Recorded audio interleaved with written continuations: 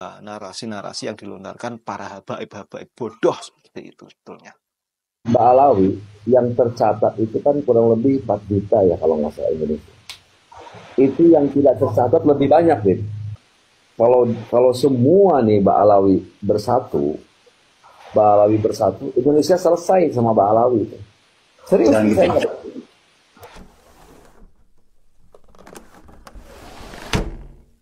Assalamualaikum Sobat Ilah, ketemu lagi dengan saya di Ilah Nurmi Channel. Belakangan ini ada sebuah video yang dimana video tersebut memperlihatkan dua orang Habib yang kelihatannya lagi telepon video callan. Sebetulnya permasalahan tentang habaib ini saya sudah malas sebetulnya untuk membahas.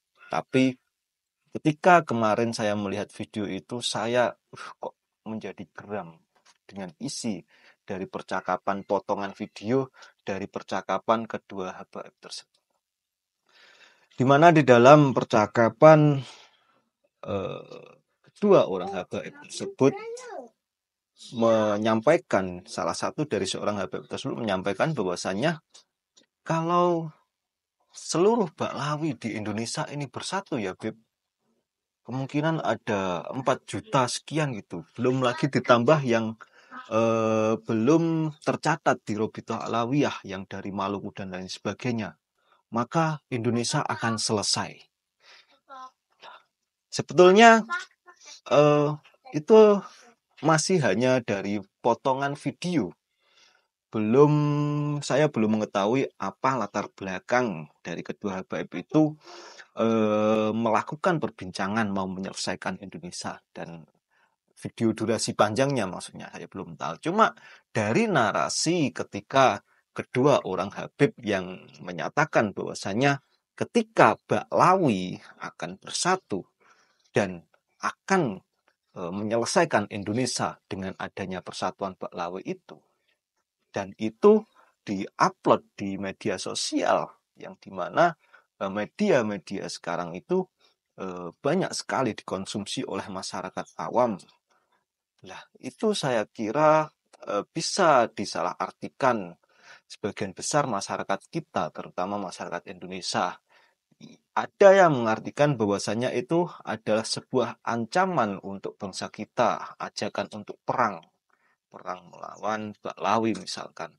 Ada yang mengartikan bahwasannya itu sebuah kemarahan, sebuah emosi dari para habaib yang dimana memang akhir-akhir ini banyak masyarakat kita yang memang sudah jenuh dengan atau memang sudah tidak percaya dengan para habaib ini, sehingga banyak para habib-habib yang ketika mau melakukan konser sholawatannya itu ditolak di berbagai macam daerah.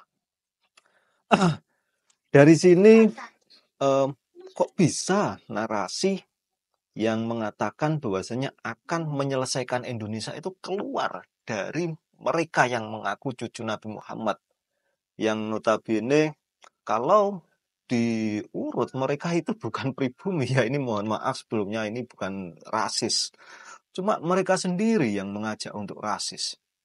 Padahal dulu itu sudah ada salah satu penceramah ya dari golongan habaib juga yang menyatakan bahwasanya di dalam ceramahnya itu menyatakan bahwasanya kalau ada seorang syarifah yang dinikahi oleh orang pribumi atau seseorang yang bukan dari garis Rasulullah, maka seseorang yang menikahi syarifah tersebut amal ibadahnya tidak diterima oleh Allah Subhanahu wa taala sampai dia bisa mengembalikan keperawanan syarifah tersebut. Nah, ceramah-ceramah yang seperti ini kan ceramah yang bernada rasis sekali. Ceramah yang merasa rasnya, terutama habaib ini, merasa rasnya itu paling superior. Nah, kalau kita lihat dari ajaran agama Islam, tentunya ini sangat bertentangan sekali dengan agama Islam. Karena di dalam agama Islam itu sangat menjunjung tinggi sekali untuk saling mengenal suku bangsa, untuk saling menghormati. Orang yang pertama kali ditunjuk untuk mengumandangkan azan oleh Nabi Muhammad SAW itu seorang budak yang hitam. Nah, ini membuktikan bahwasanya agama Islam itu bukan agama yang sara, bukan agama yang rasis. Agama Islam itu agama yang menyamaratakan bahwasanya yang membedakan manusia di hadapan Allah Subhanahu wa taala itu hanya satu, yaitu amal ibadahnya. Tapi narasi-narasi dari para habaib ini selalu mengunggulkan superioritasnya, yang mengaku bahwasanya di dalam tubuh mereka itu mengalir darah Nabi, sehingga memandang sebelah mata seseorang atau umat yang tidak ada atau di luar dari garis keturunannya, sehingga bisa diperolok-olok, bahkan seperti yang ada di video ini, mau dibinasakan Indonesia. Ini hal-hal sangat konyol sekali. Padahal perkara nasab habaib ini sebetulnya sudah mau reda ketika tesis Kiai Imad dijawab dengan 600 buku dari karangan Rabithah Alawiyah. Nah, di situ sudah ada perdebatan, mau ada perdebatan ilmiah. Tapi ada video yang begitu dilempar ke publik yang narasinya seolah-olah meremehkan pribumi yang ada di Indonesia, bahkan mau menghabisi Indonesia. Nah, narasi-narasi semacam ini tentu jelas membuat gerah masyarakat pribumi yang ada di Indonesia. Ya, itulah kenyataannya. Menjaga persatuan dan kesatuan itu memang sangat sulit. Apalagi Indonesia itu pada dasarnya berdiri di atas semua golongan, yaitu terdiri dari banyak suku, bangsa, ras, agama, bahasa yang berbeda-beda. Kalau kita tidak bisa saling menghormati, kalau kita tidak bisa saling menjaga, saling menghargai antara budaya satu dan budaya yang lainnya, tentu selesai juga Indonesia ini. Dan dengan adanya narasi-narasi dari mungkin ini oknum habaib yang seperti ada di video tersebut, ya, yang memperkeruh suasana, tidak dapat menyelesaikan permasalahan nasab, ya, narasi-narasi yang dilontarkan para habaib bodoh seperti itu sebetulnya. Ya, saya tak terlalu vulgar mungkin saya menyebut habaib bodoh. Karena saya ya sudah muak dengan narasi-narasi yang dikeluarkan, entah itu dari pihak yang pro Kiai Imad atau entah itu yang berpihak pro Baklawi. Narasi-narasi yang dibangun itu perpecahan, sehingga kita yang berada di garis paling bawah sendiri, masyarakat awam, itu seolah-olah mau dibentur-benturkan, mau diadu, mau di kotak-kotak, yang pro habaib sama yang tidak pro habaib. Seolah-olah kita mau di kotak-kotak dan dibentur-benturkan. Kalau kita mendukung habaib, katanya kita tidak pro Kiai Nusantara. Kalau kita tidak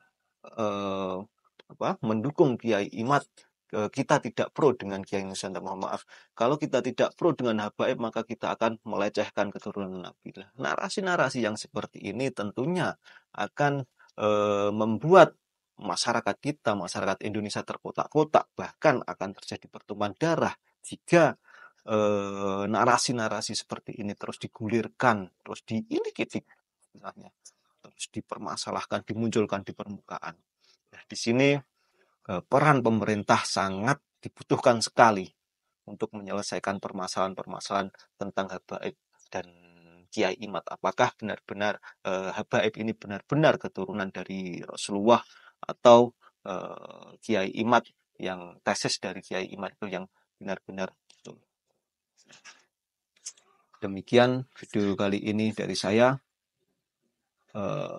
Saya himbau kita sebagai masyarakat awam yang notabene tidak tahu menahu permasalahan atau keilmuan tentang nasab, maka jangan ikut-ikutan. Boleh kita membenci para habaib, boleh kita membenci Kiai Imad, tapi golongan Kiai Imad, tapi bencilah itu pada tindakannya, yang dimana tindakannya yang tidak benar, dan jangan kita beranggapan bahwasanya ketika seseorang itu melakukan kesalahan maka kebaikan-kebaikan yang lain akan sifatnya juga. Oke, Sobat Ilah, demikian dari saya. Mohon maaf. Assalamualaikum warahmatullahi wabarakatuh.